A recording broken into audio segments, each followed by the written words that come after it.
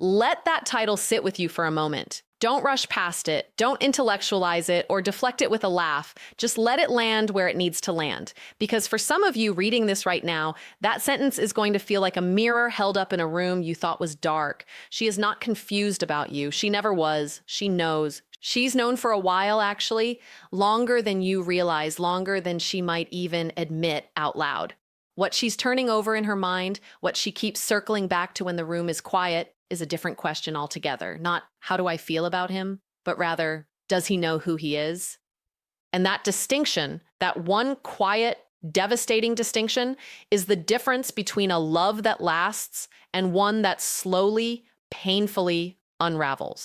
I know you've been replaying things. You've been lying awake at 2, maybe 3 in the morning, rewinding conversations like old film reels, looking for the moment, the text you shouldn't have sent, the dinner where you said the wrong thing, the night you pulled away instead of stepping closer. You keep searching for the one gesture, the one sentence, the one moment that would have changed everything, that would have made her stay, made her choose you, made her look at you the way you've always wanted to be looked at. Here's what I need to tell you, and I need you to hear it as someone who genuinely cares about what happens to you next. You've been solving the wrong problem. What nobody tells men over 35.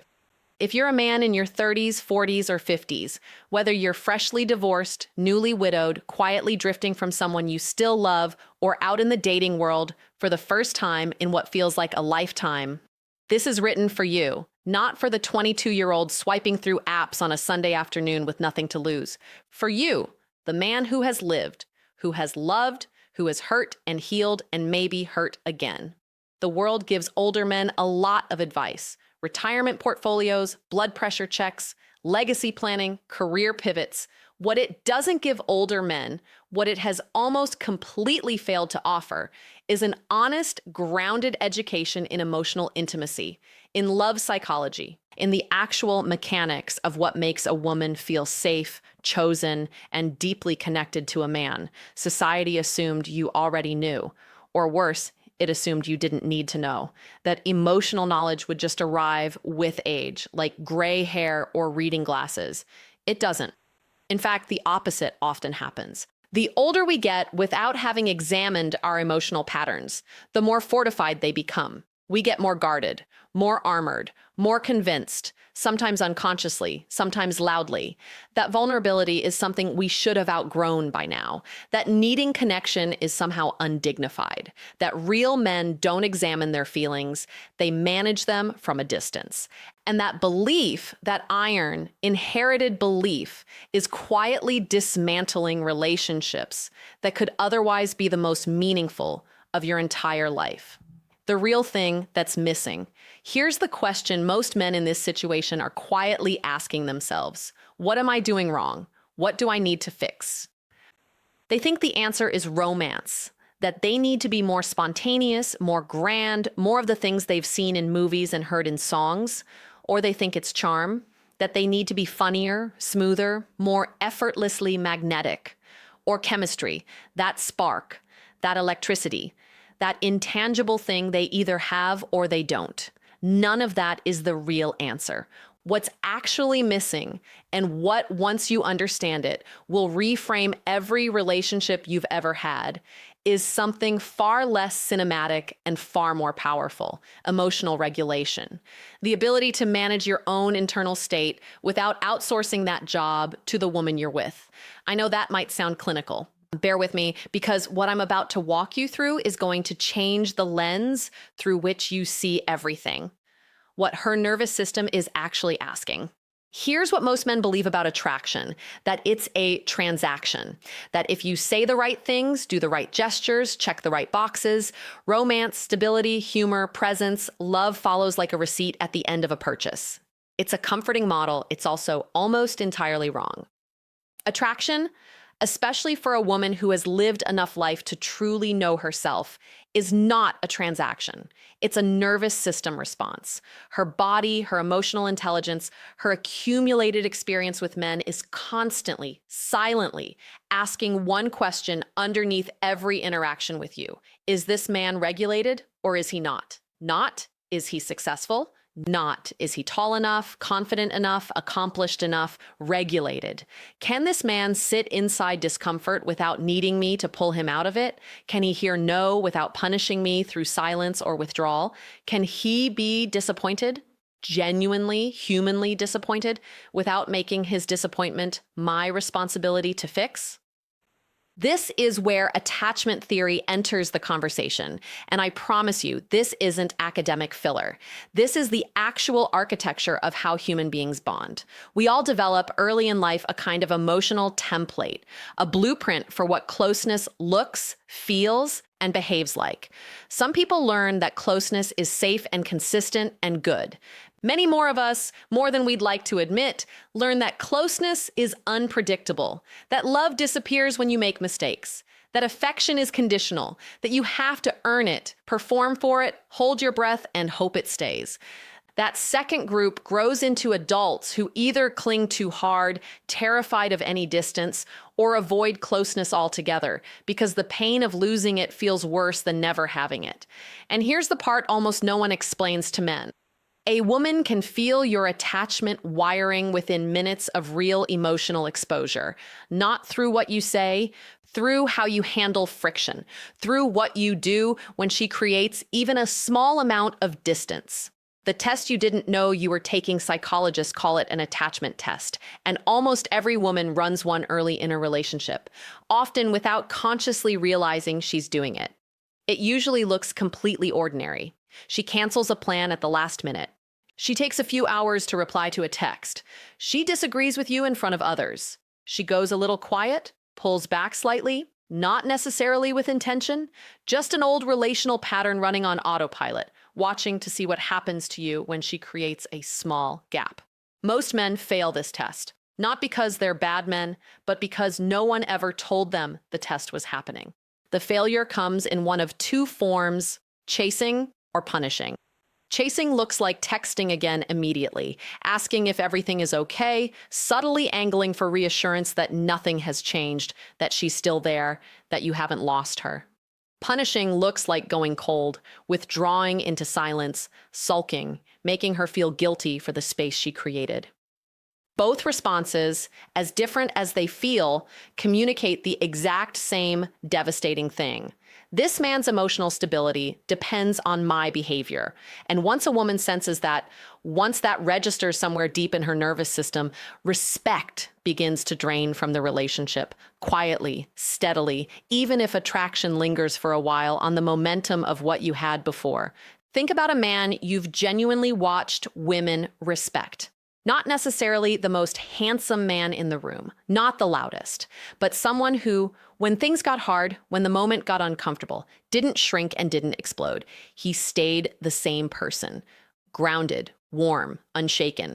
That consistency isn't a personality quirk he was born with. It's a skill. And it's the single most attractive quality a woman's nervous system responds to because it tells her something ancient and important. With this man, I am safe even when things are hard. Here's something that will reframe every confusing moment you've experienced in a relationship where you felt like you were losing ground without knowing why. You're not being evaluated moment to moment. You're being pattern matched against a story she's building about your character. And that story gets written fastest, not in your best moments, but in your moments of tension and discomfort. This is why small emotional missteps early in a relationship can snowball into something much bigger months later. Not because the relationship deteriorated dramatically, but because her internal narrative about who you are hardened. And once it hardened, her mind began unconsciously collecting evidence to support it, even in moments where you were showing up beautifully. The story gets written in friction. And the pen is in your hands more than you know. What you actually do about it. 5 real steps enough theory. Let's talk about action, because understanding the problem without having tools to address it is just a more sophisticated form of helplessness. Step 1, the 10-second pause. This one sounds almost embarrassingly simple. It isn't. Anytime she says or does something that triggers a reaction in you, a canceled plan, a critical comment, a stretch of silence, you wait. 10 full seconds, not 10 minutes, not 10 hours, 10 seconds. Here's what's happening in that pause. You're interrupting your amygdala's automatic fight or flight response and giving your prefrontal cortex, the grounded reasoning part of your brain, a chance to catch up. In that gap, she watches you not react. And a man who doesn't immediately react on a nervous system level reads as a man who is not afraid. Fear is what she's scanning for beneath the surface of every tense interaction. Remove it, and you immediately distinguish yourself from almost every other man she's known. Don't confuse this with coldness. This isn't the punishing silence of a man who's shutting her out. It's a single conscious breath, a heartbeat, not a wall. Step 2, own your feelings without handing them to her. When something genuinely hurts you or frustrates you, say so, directly, calmly, without blame. I felt disappointed when the plans changed at the last minute, lands in a completely different place than a pointed silence followed by a mood or a guilt trip delivered through implication. The difference is emotional ownership. You're communicating that your feelings are real and valid, and that you're the one responsible for managing them. This is deeply attractive because it removes the exhausting, invisible job that most women have learned to take on in relationships, managing a man's emotional state like a second full-time position. There's a world of difference between "I felt disappointed" and "you disappointed me." One is ownership, the other is a subtle accusation. Women's emotional intelligence registers that difference immediately, even when they can't articulate why one feels okay and the other feels like something to step back from. Step 3, build a life. She's invited into not one that revolves around her. This one is critical, and it's where a lot of men, particularly those re-entering relationships after years away from them, go wrong. Keep your friendships, maintain your routines, stay connected to your goals, your physical health, your passions, your sense of purpose outside of the relationship. Not as a strategy, not as a game, because those things are genuinely, fundamentally part of who you are. When a man has a full life, his presence with a woman is a choice, not a dependency. And women feel the difference between a man who wants them and a man who needs them to feel okay about himself. The first is magnetic. The second, over time, becomes suffocating, even when the woman initially loved the intensity of the attention. This is especially common in men who've been out of the dating world for years and finally feel that rush of real connection again. The instinct is to pour everything into it. But full absorption reads as hunger, and hunger, ironically, heartbreakingly, is often what starts pushing someone toward the door. Step 4, make requests, not tests. If you want more time with her, more affection, deeper communication, ask for it. Plainly, specifically. I'd really love for us to have a regular night together each week works. Pulling back and waiting quietly for her to notice, hoping she'll decode your silence and respond to an unspoken need, does not. Indirect communication creates anxiety, not closeness. And anxiety, even when it masquerades as excitement, is not the same thing as connection. Here's where men often trip. They turn a simple, vulnerable request into a high-stakes emotional test. If she can't meet the request right now, that's information. It isn't rejection. But when you've framed the ask as a referendum on the entire relationship, even a small "not right now" can send you spiraling, and she can feel that pressure building before you've even finished your sentence. Step 5, let silence do what words cannot. When conflict happens, resist every instinct to over-explain, over-apologize, or rush to smooth things over before the air has even cleared.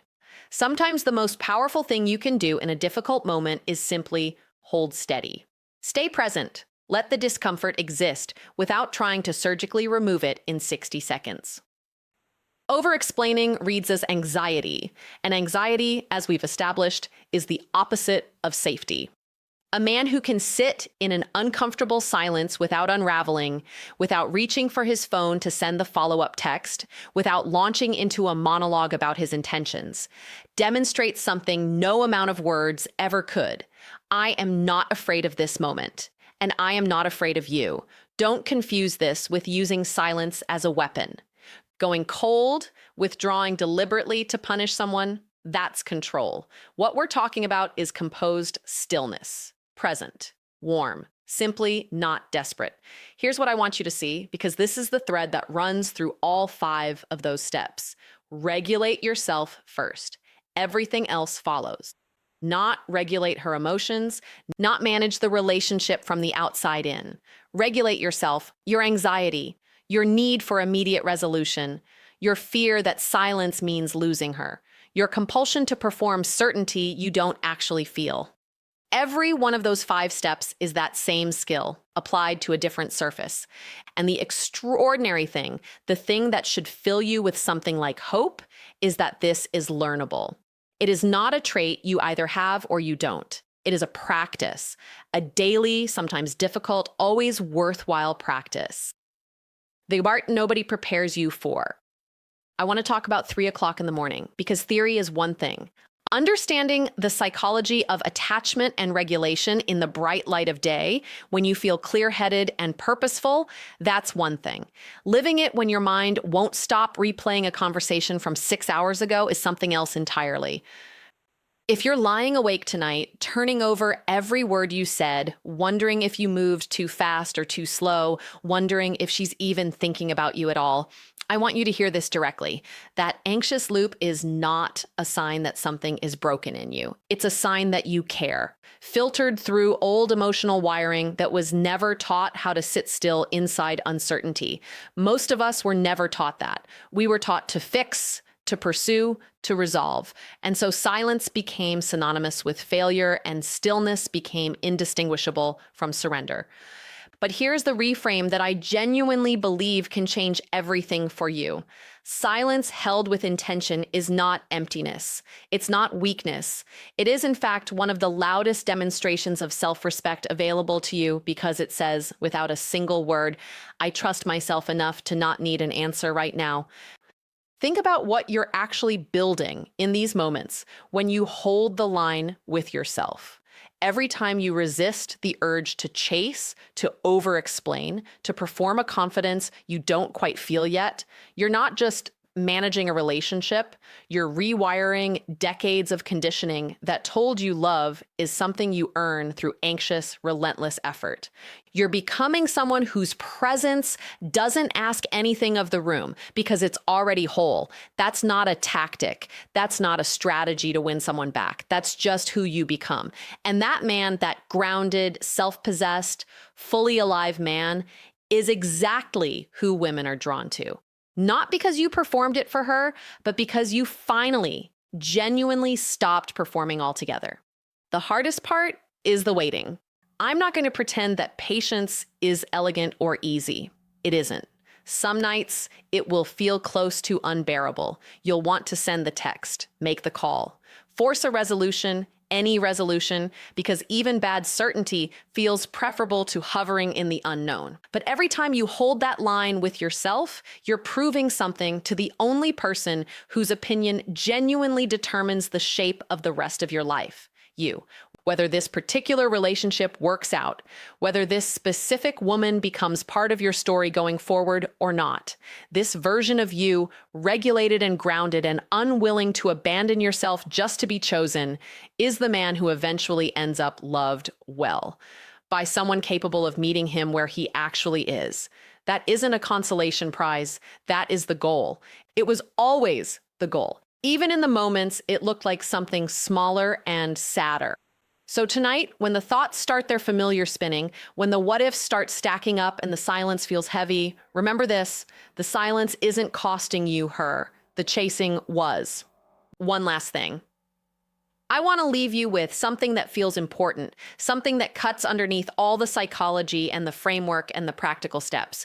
You are not too old for this. You are not too set in your ways, too damaged by what came before, too far removed from the version of yourself who knew how to be open.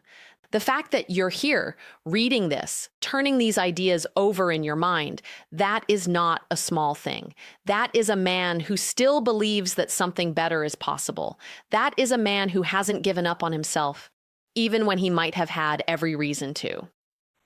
The men who struggle most in love not just in their 40s and 50s, but at any age, are rarely the ones who lack charm or charisma or good intentions. They're the ones who were never shown how to come home to themselves, who were taught that their emotional needs were inconveniences, who learned to perform stability instead of build it. You don't have to keep doing that. That is the whole point. That is the whole beautiful, difficult point. If you're rebuilding a marriage that has lost its warmth, this is where you start, not with grand gestures, with regulation, with the 10-second pause, with owning your feelings without weaponizing them. If you're dating again for the first time in years, terrified and exhilarated, and not entirely sure who you are in this context anymore, this is where you start.